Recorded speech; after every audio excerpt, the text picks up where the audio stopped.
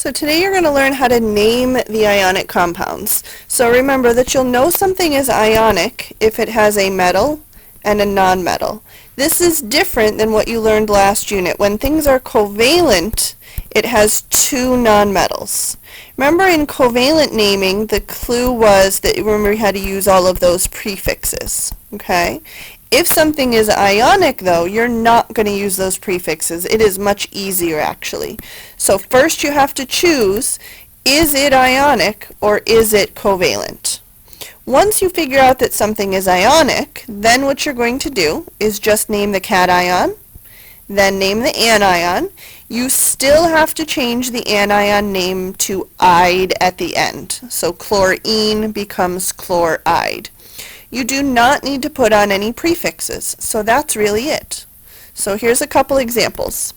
I know that K is a metal, Cl is a nonmetal, so this thing is ionic, which means I do not need to use prefixes. So I can just say that K is potassium, Cl is chlorine, so I will change it to chloride. So this is potassium chloride. In the next example, Ca is a metal, I is a nonmetal, so this is ionic. I will not use any prefixes.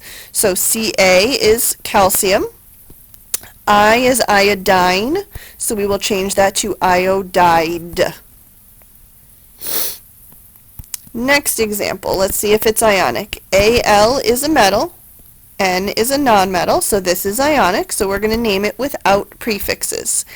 Al is aluminum, O is oxygen, and remember we changed that to oxide. Next one, Li is a metal, S is a nonmetal, so this is ionic, which means we will name it without prefixes. Li is lithium, don't need to change that one, and S is sulfur, so it becomes sulfide. So now you have the whole rest of this page. Try some practice, and then come back and compare your answers with me.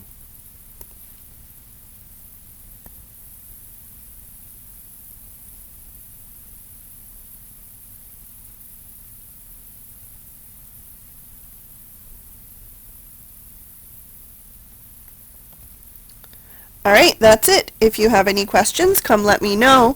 But now you have a whole other page of practice to do on your own where there are ionic and covalent, so you need to be able to tell the difference between those two. Good luck!